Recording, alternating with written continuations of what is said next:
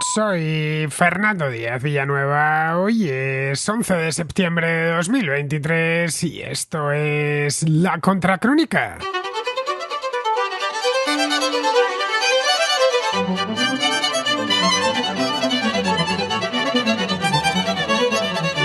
El pasado viernes, poco antes de la medianoche, un terremoto de magnitud 6,9 en la escala de Richter sacudió al sur de Marruecos, provocando la muerte de más de 2.000 personas.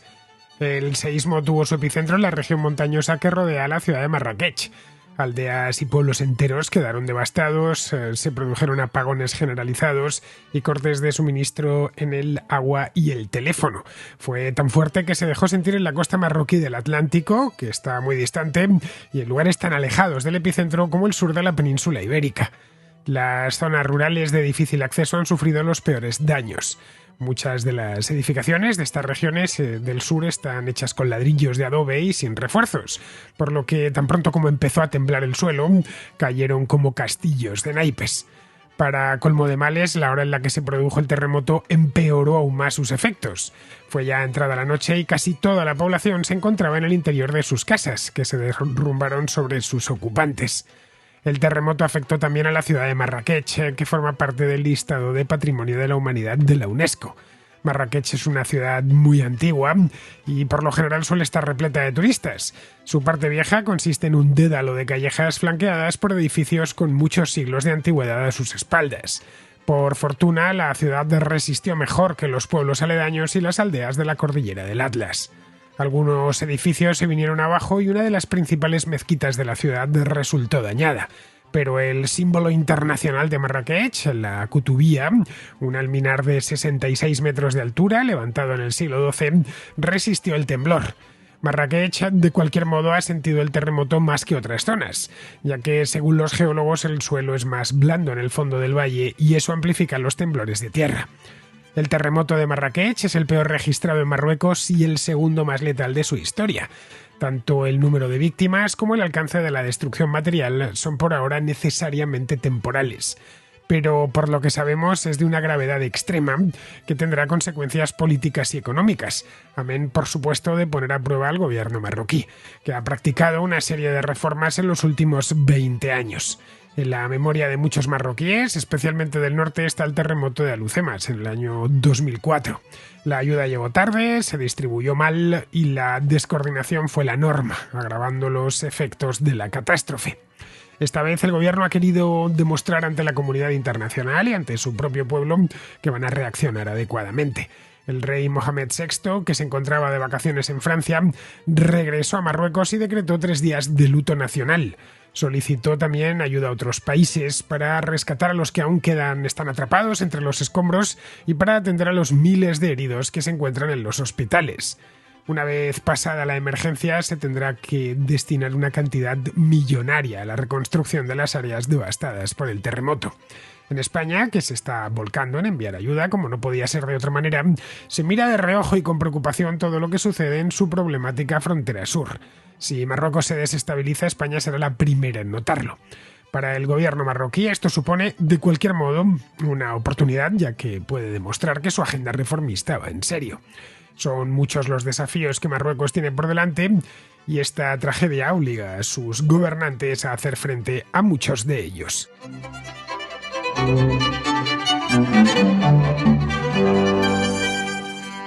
Este viernes, el 8 de septiembre, a eso de las 11 de la noche, un terremoto de magnitud de 6,9 en la escala de Richter sacudió la región de Marrakech. Creo que a estas alturas ya nos hemos enterado todos, estamos a lunes y ha sido la noticia protagonista a lo largo del fin de semana. El epicentro del terremoto se localizó a unos 70 kilómetros al suroeste de Marrakech, en las montañas del Atlas. Que haya sido tan cerca de Marrakech y que haya afectado a la ciudad de Marrakech, que es una ciudad muy visitada, la visitan cientos de miles de personas todos los años, siempre está llena de turistas, ha contribuido a que las fotografías y los vídeos que han llegado y que se han distribuido por todo el mundo pues hayan tocado un poco más la fibra sensible de haber ocurrido solo esto en las aldeas de la cordillera del Atlas, pues no hubiera tenido tanta cobertura, pero ha tocado directamente una ciudad grande y sobre todo muy visitada. El hecho es que a estas alturas hay algo más de 2.000 víctimas mortales confirmadas y otros 2.000 y pico heridos, aunque esto necesariamente son cifras cifras provisionales. Los daños, por lo que sabemos, han pasado solo 3 días, son muy graves. Hay aldeas enteras que han desaparecido del mapa. Estuve mirando ayer una galería fotográfica y la verdad es que a uno se le cortaba la respiración. Un pueblito en el Atlas, se veía una foto anterior y una foto el sábado por la mañana y la aldea había desaparecido. Todas las casas, con la excepción de alguna o del minarete de la mezquita, se habían venido para abajo. Claro, en muchos casos se habían venido para abajo con sus ocupantes dentro. Afectó además algunos monumentos históricos de Marrakech, una ciudad, ya digo, muy visitada, muy conocida, el que más y el que menos, sobre todo en España, pues ha visitado Marruecos, y el que va a Marruecos pues casi siempre va a Marrakech porque es una de las ciudades más bonitas del país, así que todos tenemos en la memoria nuestra, los que hemos estado allí, al menos nuestra visita a Marrakech. La que no ha caído es la Kutubía, la famosa gemela de la Giralda de Sevilla. Yo, sin menospreciar a la Kutubía, creo personalmente que la Giralda de Sevilla es, no sé, más torre. También es cierto que tuvo intervenciones posteriores, pero bueno, es normal que lo sea, porque yo soy español y evidentemente pues en estos aspectos barro para casa. En fin, que el terremoto fue tan fuerte que se dejó incluso sentir en la costa del Atlántico y bueno, y tan lejos como el sur de España y el sur de Portugal. Ha sido, de hecho, desde el punto de vista de la intensidad, la magnitud del mayor terremoto registrado en la historia de Marruecos, no el mayor de número de víctimas, porque ahí tenemos el de Agadir, que del año 60, que ese directamente borró la ciudad entera del mapa y hubo que reconstruirla completa. A raíz del terremoto muchos se han sorprendido. ¿Por qué? Pues porque no tenemos a Marruecos como un país en el que haya que preocuparse por los terremotos, cosa que sí sucede, pues qué sé yo, en Turquía, por ejemplo, donde recordemos los que hubo en Gaziantep, en el mes el sureste de Turquía, en el mes de febrero, que fueron tan letales. Bueno, de hecho fueron desde el punto de vista de muertos muchísimo más graves y también de magnitud, pero vamos, o en otros países de Centroamérica o de Sudamérica donde los terremotos son habituales. Pero lo cierto es que Marruecos tiene algo de riesgo sísmico, que comparten, por cierto, también con ciertas zonas del sur de España. Marruecos se encuentra en el límite entre la placa africana y la placa euroasiática. Cualquiera que haya estudiado, aunque sea un poco por encima de algo de tectónica de placas, habrá visto que por ahí pasa una falla de grandes dimensiones. La mayor parte de esta sismicidad del Marruecos y en el sur de España está relacionada con el movimiento en ese límite de placa. El donde más riesgo de terremotos obviamente pues se da cerca de ese límite, cerca de ese borde. Hace 19 años, en 2004, ya hubo un terremoto muy grave en Marruecos, pero claro, 19 años es una eternidad. A los del lugar no se les ha olvidado, pero sí al resto. A mí, de hecho, a raíz de este terremoto he recordado, se me había olvidado por completo, el de Alucemas. Esto fue en el mes de febrero del año 2004, un terremoto cerquita de la costa, algo menos potente que el de Marrakech. Los sismógrafos, lo he ido a mirar porque no lo recordaba, me dieron en aquel entonces un 6,3 en la escala Richter. Aquello fue muy mortífero, costó la vida a más de 600 personas y dejó una gran devastación material en esa región del país, que es el Rif, que es una de las regiones más pobres e ignoradas por el gobierno de Rabat desde siempre. Años antes, si echamos la vista atrás, estaba haciendo un poco de archivo. En el año 1980, de este obviamente no me acuerdo, hubo otro terremoto en esa zona. Pero no en Marruecos, sino en el lado argelino. Este fue incluso más potente, fue del 7,3 en la escala de Richter y costó la vida a más de 2.000 personas, es decir, similar a este en Marrakech. Como vemos, esta zona es sísmica. A ver, no tanto como Turquía o Chile o los países centroamericanos, pero los terremotos son relativamente comunes. Además, son comunes en la peor de las variedades, y es que suceden de vez en cuando, suceden siempre, pero no van más espaciados, mucho más espaciados de lo que pueden ir en México, por ejemplo, o en Chile, donde son continuos y evidentemente la población se acostumbra, pues pasa lo mismo con los volcanes, ¿no? Si tienes un volcán que entra en erupción cada 2.000 años o que sea solo cada 400, pues los que viven alrededor del volcán no consideran que estén en un lugar peligroso. En cambio, si tienes un volcán, caso de los volcanes de Guatemala, por ejemplo, el volcán de fuego que está cada 2x3 entrando en erupción, pues ya sabes el peligro está ahí, porque en el curso de la vida de una persona se le ha visto varias erupciones del volcán. Lo mismo sucede con los terremotos. Pues esto es lo que pasa con los terremotos tanto en Marruecos como en el sur de España. Ya digo, esto afecta tanto al norte, a la España, como al sur. Recordemos el terremoto de Lorca. Esto fue en la región de Murcia, fue en el año 2011, en el mes de mayo. Murieron 9 personas y varios edificios quedaron muy afectados. Entre ellos una iglesia del siglo XVIII, la iglesia de Santiago. Todos tenemos en la retina grabada la imagen. Perdió el crucero, se le cayó la cúpula. Luego, años después, la tuvieron que reconstruir. Lo que no recuerdo es cuándo la terminaron. Pero vamos, aunque a veces tiemble la tierra en suelo peninsular, es más común en el sur. Si echamos un vistazo a un mapa físico de esa región, vemos como hay una cordillera muy larga que está en diagonal y elevada. Esta cordillera se llama Atlas. Cualquier persona que haya estudiado un poquito de geografía la conoce y va desde Marruecos hasta Túnez. Tiene unos 2.000 kilómetros de longitud aproximadamente. Consta, eso sí, de varios subsistemas. Está el Atlas teliano, el Atlas sahariano, el antiatlas y algunos más. Y en algunas zonas esta cordillera del Atlas es una cordillera realmente elevada, pero por encima de los Pirineos, al nivel de los Alpes. El pico más alto de todo el Atlas, que se llama Toubkal, lo he ido a mirar, sabía que eran más de 4.000, son 4.167 metros de altura. Es decir, solo 700 metros menos que el Mont Blanc, que los Alpes, que tiene 4.800 metros. El Toubkal se encuentra además muy cerca de Marrakech. Se encuentra a unos 60 kilómetros más o menos en línea recta al sur de esta ciudad y se ve muy bien desde Marrakech. Las postales de turismo de aquella ciudad de Marrakech suelen mostrar siempre la línea del skyline de la ciudad con sus torres, con la Kutubía, con las palmeras y de fondo una cordillera muy elevada, y procuren hacer la fotografía el día justo que ha caído una gran nevada para que haya ese contraste entre las palmeras, el desierto y justo detrás una gran cordillera nevada. Bien, estas montañas deben su existencia a los movimientos tectónicos, nada más. Son fruto de la colisión entre estas dos placas, la africana y la euroasiática, que por lo demás, es lo mismo que sucede con los Alpes o con los Pirineos. Bien, esta es la razón por la que el Mediterráneo está rodeado de grandes cordilleras, tanto en la costa norte, los Alpes, los Pirineos, los Apeninos, los Balcanes, etcétera, todas las cordilleras de la península ibérica, como también en la costa sur, especialmente en la parte occidental del Mediterráneo, no en Libia ni en Egipto, pero sí en la parte del Magreb, Marruecos, Túnez y Argelia. La sismicidad en Marruecos, como os comentaba, se concentra esencialmente en el norte del país y en el mar de Alborán. Al sur del Rif la actividad sísmica es mucho menor, pero existe. Y cuando se produce un terremoto ahí, suele ser de gran envergadura por los registros que tenemos. Como os comentaba antes, el terremoto en 1960 en Agadir. Un terremoto que no fue muy potente, con la escala de Richter en la mano, solo de 5,9. Justo Agadir es donde el Atlas termina. Agadir es una ciudad costera, es donde el Atlas termina por su extremo occidental. Bien, en este terremoto el problema fue, según parece, que el epicentro era muy superficial, por lo que la destrucción fue absoluta. Murieron algo así como 15.000 personas, fue de locura, porque tras el terremoto además hubo un pequeño tsunami que arrasó la costa. En aquel entonces la ciudad tenía unos 40.000 habitantes, para que nos hagamos una idea, por lo que aproximadamente el 40% de la población murió a causa del seísmo.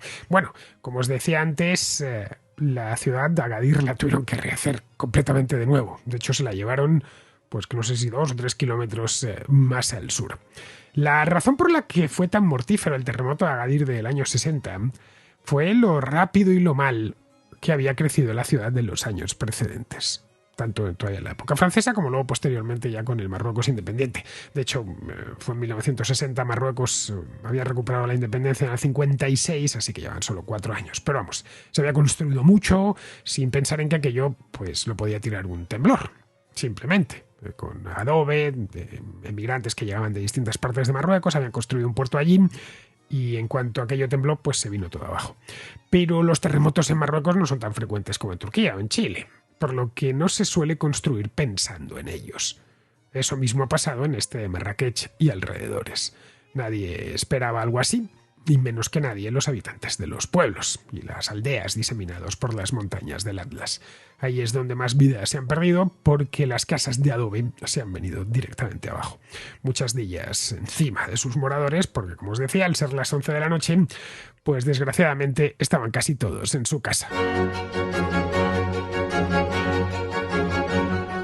La tragedia ya no se puede revertir, no hemos inventado todavía la máquina del tiempo para volver al jueves por la noche y evacuar la zona, así que todo solo nos queda esperar que la cifra de muertos no suba mucho más. Pero vamos, aún así 2.000 ya son muchísimos, más luego todos los heridos, que son también más de 2.000.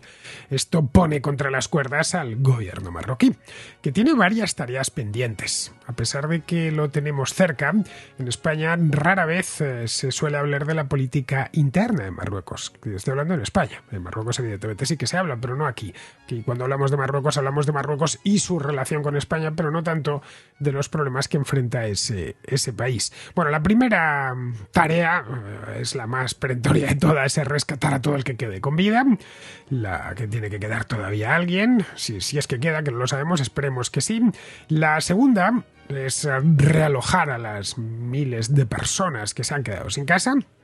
Serán decenas de miles, en algunos lugares como Marrakech se podía ver, esto fue el sábado, lo vi yo, como la gente había salido de la ciudad y se estaba acampando en descampados a las afueras de la ciudad porque tenía miedo y porque no tenía tampoco donde refugiarse porque su casa se había venido abajo. Bien, esto evidentemente tiene que dar una solución el gobierno marroquí.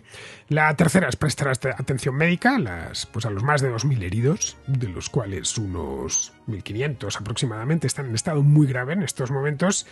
Y la cuarta, y esta es más ya a medio largo plazo, es tratar de evitar que esta catástrofe se transforme en una crisis política que comprometa al gobierno y comprometa también al monarca. En tanto que Marruecos es un país vecino de España, España es una península, no tiene muchos vecinos. Bueno, pues tenemos a Francia al norte, a Portugal al oeste y a Marruecos al sur. Son 3 vecinos. Bueno, también tenemos Andorra y Gibraltar, pero en este caso son vecinitos, ¿no? Son muy pequeños. Pero vecinos grandes son estos 3. Con Francia y con Portugal tenemos una relación envidiable. Formamos parte de la Unión Europea, compartimos muchas cosas. Bueno, con Portugal casi todo. Aparte del euro y de la normativa comunitaria, compartimos también casi el modo de vivir y de ver la vida y demás. Los portugueses y los españoles somos muy parecidos, pero no con Marruecos. Con Marruecos es una frontera dura en todos los aspectos. Pero, y además es sin duda de los 3 vecinos el que más dolores de cabeza nos proporciona, sin duda.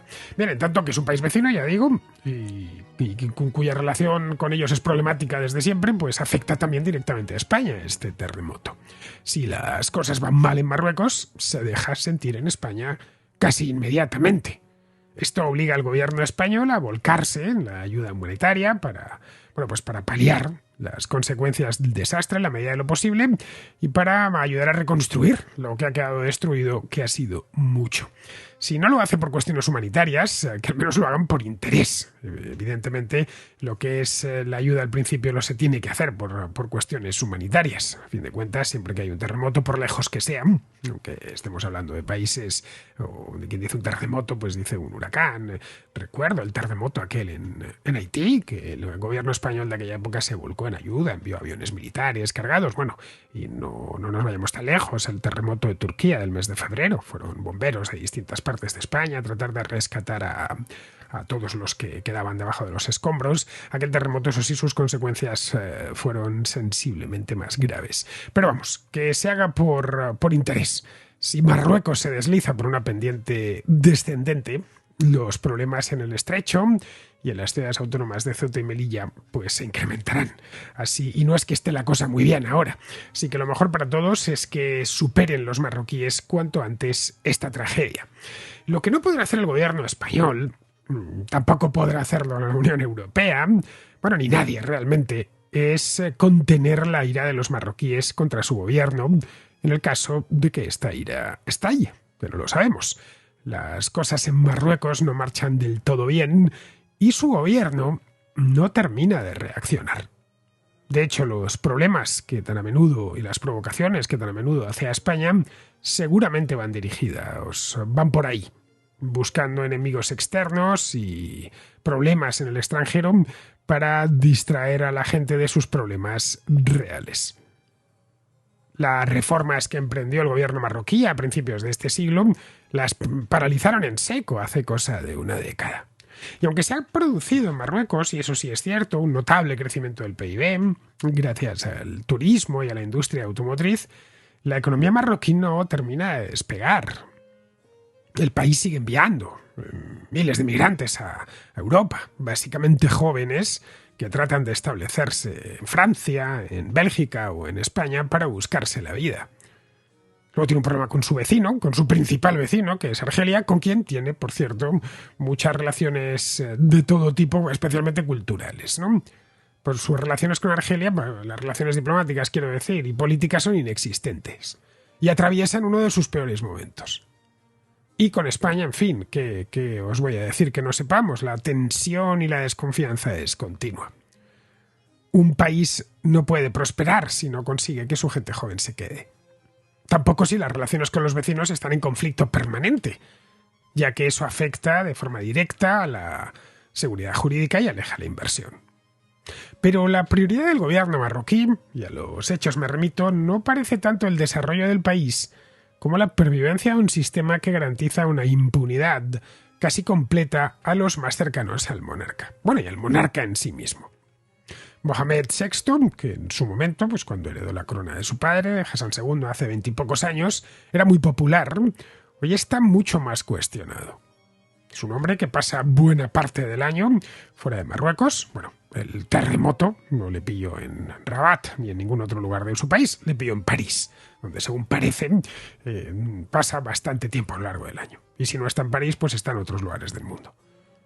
Criticarle no es opción tampoco para el periodista medio marroquí ni para cualquier marroquí que al menos valore su libertad. Puede constituir un pasaporte directo a la penitenciaria más cercana. Si a eso le sumamos los problemas económicos, la fortaleza que exhibe el régimen marroquí en el extranjero no es tal. Su prioridad son los servicios de seguridad y el ejército. A este último le han metido miles de millones de dólares en nuevas armas en los últimos años. Esas armas provienen en su práctica totalidad de Estados Unidos, de Francia, también de España. Para Estados Unidos, Marruecos es un activo importante en el norte de África. Muy importante. Y en el mundo musulmán, es por la proyección que pueda tener sobre el mundo musulmán. Y quiere que siga siendo así, le apoya sin reservas. De hecho, Donald Trump hace unos años cambió su posición respecto al Sáhara Occidental. Y esto llevó, entre otras cosas, pues a que el gobierno español la cambiase pues hace año y pico.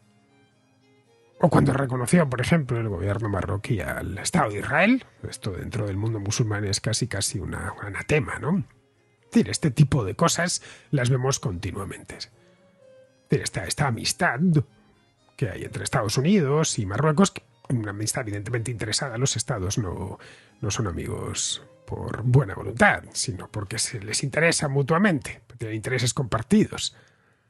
Pero de Estados Unidos no depende el desempeño de la economía marroquí. Desde el año pasado la inflación escala por encima del 7%, la sequía ha machacado la producción agrícola y el PIB pues ha pasado de apuntarse casi un 8% de crecimiento en el año 2021 a quedarse en el 1% el año pasado. Para este año se esperaba un repunte, un crecimiento de casi el 3%, pero este terremoto pone esta cifra en el aire. El turismo ha funcionado muy bien en este verano y la producción de automóviles marcha también de manera óptima. En Marruecos se fabrican muchos más vehículos de los que pensamos. Hay una fábrica de Renault cerca de Casablanca, donde fabrican los Dacia, y otra del grupo Stellantis, es decir, Peugeot, Citroën y otras muchas marcas como Fiat o Chrysler, que está en Kenitra, que esto está al norte de Rabat. Es un sector estratégico, del automóvil, que aporta cerca del 20% el PIB y constituye algo así como el 15% de sus exportaciones. La mayor parte de ellas, evidentemente, van a la Unión Europea, sobre todo a España y a Francia, que absorben en total algo así como el 40% de las exportaciones marroquíes. El terremoto impactará en la economía, ya que, aunque ha afectado mayormente a zonas rurales del Atlas, como os decía, ha provocado serios daños en Marrakech, que es uno de los principales atractivos turísticos del país. La Kutubia no se ha derrumbado, gracias a Dios, pero sí lo han hecho otros edificios históricos y parte de las célebres murallas rojas de la ciudad. El turismo es capital para la economía marroquí. El año pasado acudieron a Marruecos nada menos que 10 millones de turistas, casi todos de Europa Occidental. que se dejaron 7.000 millones de euros. El país tiene muy buen clima, como sabemos, un patrimonio cultural considerable y es más barato que España, que Portugal o que Italia. Así que hay que reconstruir infraestructuras y devolver la confianza en el destino. Y eso obviamente cuesta dinero. Con la agricultura, que sigue generando más del 10% del PIB marroquí y que todavía emplea un tercio de su población activa, no es tanto el terremoto en sí como la falta crónica de agua.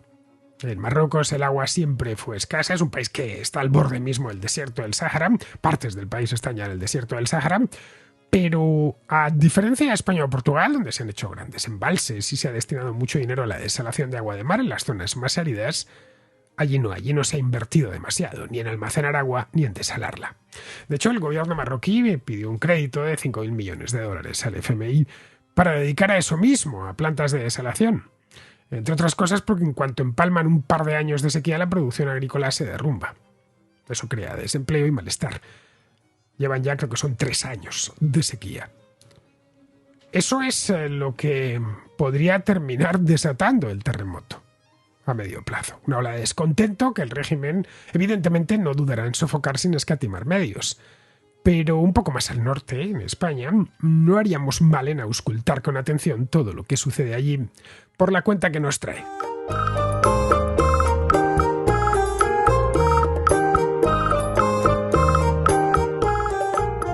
No existe mayor contento que levantarse por la mañana de buen humor. Algunos lo llevan en la sangre. Ese es mi caso, por ejemplo. Yo estoy de buenas desde primera hora de la mañana. Pero hay un modo de conseguirlo sin haber nacido para ello. Desayunarse un kiwi amarillo Cespri Sangold. Pero es que, aparte de ser un desayuno fuera de lo común, un kiwi Cespri Sangold apetece a cualquier hora del día. Tiene la pulpa amarilla, dulce y jugosa. Combina con todo, con yogur, con unas tostadas, con un café o a solas, por el simple placer de comerse un kiwi.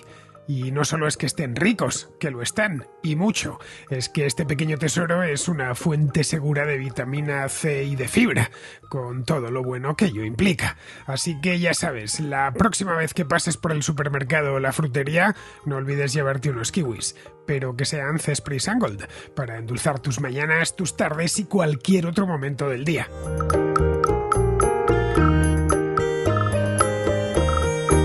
Un consejo más. Entra en la página web cespri.es y descubre 1000 ideas para tus desayunos, tus meriendas, tus postres. Los kiwis le sientan bien a todo. A las tostadas, a los gofres, a las tartas, al muesli, a los sándwiches y a un larguísimo etcétera.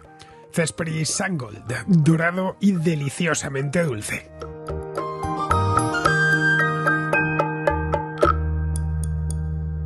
Vamos con la contrarréplica, empezamos con Mariano, que vuelve con el tema este de las lenguas cooficiales en el Congreso. A mí en principio, si las lenguas del Estado en España no tuvieran esa connotación independentista, separatista, identitaria que tienen, pues a mí me gustaría, la verdad es que se usaran todos los idiomas del Estado, mientras más mejor, y que todos incluso los aprendiéramos. A mí me encantaría que todos aprendiéramos las diferentes lenguas del Estado. Yo hablo un poco de catalán, o por lo menos lo entiendo porque he vivido allí, y me gustaría hablarlo todo, la verdad. Pero no es el caso. O sea, aquí se están usando siempre las lenguas para diferenciarse. Esta es la típica especie de provocación de ver quién la tiene, por decirlo así, más grande, como cuando uno está en Cataluña y tú hablas en español y la otra persona te responde en catalán y tú le respondes en español, en una especie de lucha, ¿no? Mira, yo te voy a contar una pequeña anécdota. El otro día, en verano, estuve en Lekeitio de vacaciones y estuve por allí de paso unos días. Y había gente, bueno, que por las camisetas se puede entender que son independentistas vascos, ¿no? Y había, curiosamente, una pareja que eran, también por su atuendo, independentistas catalanes. Tenían camisetas de las calles eran siempre nuestras y camisetas de independentismo catalán, ¿no? Y estábamos en la misma plaza y estaban hablando con independentistas vascos en castellano. Es decir, cuando tienes algo en común con alguien, cuando tú te quieres comunicar con alguien, busca las maneras de comunicarte y vas a lo fácil, ¿verdad? O sea que cuando, por ejemplo, Arnaldo Otegi fue a apoyar el 1 de octubre a Cataluña, pues Arnaldo Otegi con los líderes independentistas catalanes pues se comunica en castellano. O sea, y eso demuestra un poco, yo creo, lo que es España, ¿no? O sea, bueno, que sí, que hay muchas culturas y tal, pero que hay una cosa en común que nos comunica a todos. Y no me refiero solo al idioma castellano, es decir, es que hay una cultura en común y yo creo que se demuestra ahí, ¿no? Cuando dos líderes independentistas españoles se quieren comunicar, ¿no? Eh, y bueno, o sea, yo creo que entonces hacer lo contrario en el Congreso de los Diputados no tiene más que una connotación de provocación.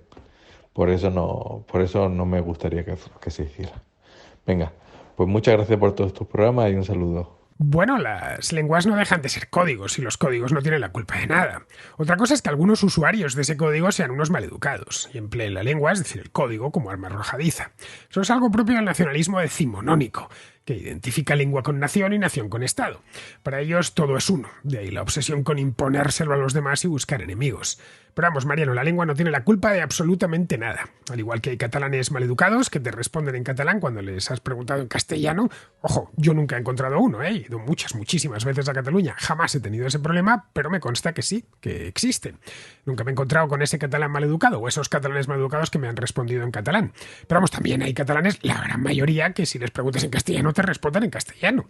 Y que no tienen ningún problema con ninguna de las dos lenguas. Es más, las consideran ambas como propias. Y lo mismo sucede con vascos o con gallegos, ¿eh? La gente común, la que no está infectada por el virus del nacionalismo, no se toma esto como algo personal.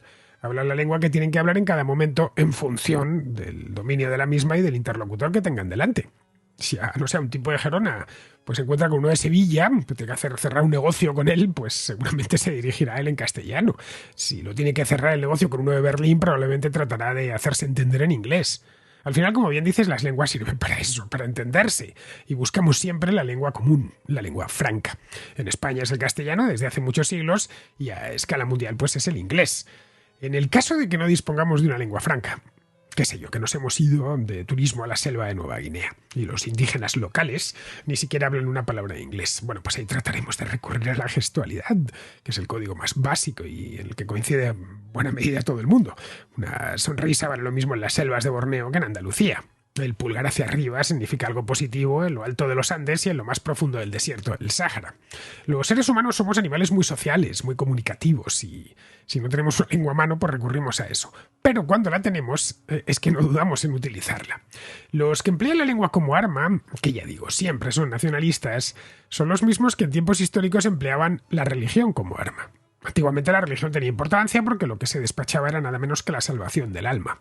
Con la lengua, según ellos, está en peligro el ser nacional, que es un invento romántico muy tóxico del siglo XIX, que por lo menos en Europa no nos ha traído más que dolores de cabeza, matanzas, limpiezas étnicas y problemas. En España, de hecho, somos muy afortunados, porque han llegado hasta el momento presente un buen puñado de lenguas vernáculas. Y no solo por eso, sino porque tenemos, a diferencia de los suizos, por ejemplo, una lengua franca que todos hablamos y entendemos sin problema. Podemos llamarla castellano, podemos llamarla español, o qué sé yo, podemos llamarla koiné, como ese griego helenístico que apareció en el siglo IV a.C., en la época de Alejandro Magno, y que todos los griegos entendían. El castellano no es técnicamente una koiné, pero no olvides que es una lengua que a lo largo de la historia ha recibido muchas influencias del catalán, del vasco y también del gallego. Bien, vamos ahora con Carlos, que vive en Austria y que nos habla del pago de los peajes en aquel país, donde tienen un sistema que podría inspirar al español. Buenos días, Fernando. Te envío este mensaje por el tema de los peajes en España, de la nueva normativa que quieren poner a partir del año que viene. Yo resido en Austria y en Austria pues tenemos un sistema de pago de las autopistas que la verdad que aquí funciona bastante bien y no tampoco es tan caro. Básicamente lo que hacemos aquí en Austria es o tú compras una viñeta que la puedes comprar o para unas semanas si estás de vacaciones o creo que también para medio año o si vives realmente en Austria como es mi caso, lo que te sale más rentable es pagar para un año y cuesta un total de 80 euros al año. Y con estos 80 euros luego tú puedes viajar por todo el país, por las autopistas de todo el país sin ningún tipo de problema. Ahora, eso también sí, apagamos estas viñetas y apenas hay peajes en el país. Los peajes los puedes contar con los dedos de una mano. Y los peajes que hay es porque han tenido que construir un túnel, que han atravesado una montaña y tienen que pagar el túnel. Y bueno, sí, estas cosas sí, sí. Pero a pesar de ello apenas hay peajes. Y la movilidad es perfecta. Y ahora en los últimos años incluso registramos lo que es el número de la matrícula, ya no te falta ni pegatina ni nada. Tú registras el número de la matrícula, pagas y ya está. Y hay una serie de cámaras en las autopistas que te detectan y si tú no has pagado obviamente te llega la multa a casa. Eso sí, también las carreteras están en perfecto estado y eso que en Austria en invierno pues nieva, hiela, hay que sacar las desaladoras, hay que sacar las quitanieves, que bueno, conlleva un gasto extra que no en todas las regiones de España esto es necesario. Bueno, espero que si realmente implementan algo en España sea algo que acabe pareciéndose a esto y por supuesto que quiten peajes, porque si encima te cobran por usar la autopista y encima aparte te ponen peajes extra, hombre, al final te estarían cobrando dos veces. Bueno, un cordial saludo y hasta otra. El sistema austriaco lo conozco, de hecho he sido usuario, he adquirido la viñeta austriaca en más de una ocasión. La puedes comprar por un año, como es tu caso, que eres residente, o la puedes comprar por 10 días. Y luego creo que dan también la posibilidad de un mes. No es muy cara, cuesta unos 10 euros los 10 días. En tiempos era una pegatina, bueno, de lo de viñeta, es decir, viñeta, lo de pegatina, que se pegaba en el parabrisas, la parte interior del parabrisas. Esa la siguen ofreciendo, se puede comprar en gasolineras de los países limítrofes, ¿no? Pero ahora la mayor parte de la gente la lleva digital, mediante la matrícula, como comenta Carlos. La emite una empresa pública llamada Asfinag, que se encarga de construir las autopistas, de mantenerlas y de explotarlas. No es mal sistema, ¿eh? Las redes de autopistas son caras de construir y mantener, así que mejor que las financie quien circula por ellas.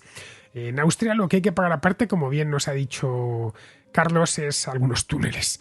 El del Alberg, por ejemplo, que está en el oeste del país, yendo hacia el lago de Constanza, que no es nada barato. Bueno, solo ese túnel cuesta más que la viñeta de 10 días, no te digo más.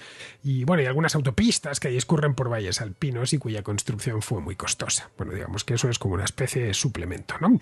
Bien, no sé si el gobierno español, cuando implemente esto del cobro por las autopistas, escogerá el sistema austriaco, pero para ello debería crear antes una empresa como Asfinag, es decir, una empresa que se encargue, que sería el Adif de las autopistas. Y lo que haría el usuario, pues es lo que hacen las operadoras ferroviarias, pagar el surco, ¿no? Pagar el peaje para poder circular. Bien, vamos ahora con Orlando, que nos habla del canal de YouTube de Alberto Garín. Te mando este mensaje porque escuché a Alberto Garín hablar acerca de su canal. Lo escuché y inmediatamente me quise ir a apoyar su canal, así como con $2 o $3 apoyo en tu canal. Quise ir a hacer lo mismo, pero lo que es la parte que dice membership no aparece. No sé si le puedas decir que lo habilite o que encuentre la manera de que podamos agregarnos en YouTube para poder hacer esa tipo de donación. Y la otra cosa que quería decirte, y esto sí ya es muy personal, es que me gustaría, si es posible, que hicieran toda una saga acerca de Don Quijote de la Mancha, por capítulo, si fuera posible, en el que hicieran que platicaran acerca de los detalles. Te voy a poner un ejemplo. Cuando lo estaba leyendo, pues no entendía muy bien qué era una venta. Tal vez desde el lado de Alberto Garín, él puede explicar más a detalle qué es una venta. Otra cosa que quería decirte es que así como él te va a visitar a tu canal, pues a mí me encantaría que tú lo fueras a visitar a su canal en el que él platica acerca de algo de historia y tú pues le vas haciendo las preguntas o lo vas acompañando, porque cuando se juntan también es muy agradable. Tal vez no tiene que trabajar mucho en la edición, sino que se enfoque más en darnos esos detalles. Sería excelente que tú lo fueras a visitar a su canal. Y pues fuera de eso, pues le sigo agradeciendo por todo el conocimiento y por todo lo que aportan pues a mi vida personal. Que tengan muy buen día y un abrazo. Hasta luego. Bye. Bueno, por si no lo sabíais, había algún despistado por ahí que no lo conocía todavía, Alberto Garín tiene un canal de YouTube de primera categoría. Se llama como él, Alberto Garín, y admite naturalmente miembros del canal. Míralo de nuevo porque, bueno, mira antes de nada, Orlando, si has entrado en YouTube con tu usuario, que lo mismo estabas entrando desde fuera de tu usuario y no te lo ofrecía. Pero si no, vamos, yo soy uno de ellos desde hace meses. Alberto empezó a llenar de contenido el canal, lo había creado un poco antes, pero empezó a llenarlo de contenido hace cosa de un año y lleva ya, pues, más de 140 vídeos, ¿eh? Todos de historia, con 2 formatos distintos. Uno se llama Sierra de Historias, que es como el formato de Cano, y luego incorporó otro que se llama Paseos por la Sierra. También graba cortos de YouTube, de estos de 1 minuto de duración. Y vamos, ¿qué queréis que os diga? Es que el contenido de Alberto es de la máxima calidad. Los temas escogidos son magníficos y la edición es cada vez mejor. Vamos, parafraseándome a mí mismo, la garinidad del canal de Garín es altísima, no os digo más. Así que no lo dudéis. Suscribíos al canal de Alberto. Tiene, por cierto, ya más de 26.000 suscriptores. El otro día estaba al borde, creo que le faltaban 3, ya los ha superado de sobra. Son 26.200, según veo. Y si podéis haceros miembros del canal, haceros. Porque aparte de apoyar que Alberto haga esto, pues Alberto crea mucho contenido para miembros.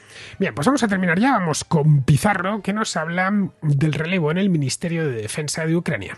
Ucrania está gestionando los suministros de guerra mediante un ministerio corrupto y ha decidido el cese del titular de la cartera en plena contraofensiva poco ofensiva ucraniana. Se trata de un cese que implica una sustitución por alguien no necesariamente menos corrupto, pero probablemente más cauto, lo que será una mejora. Y oye, todo suma. Un cordial saludo de Pizarro. Y hasta aquí, queridos amigos, llega la contra de hoy, 11 de septiembre, mañana 12 y estaré de vuelta. Hasta mañana.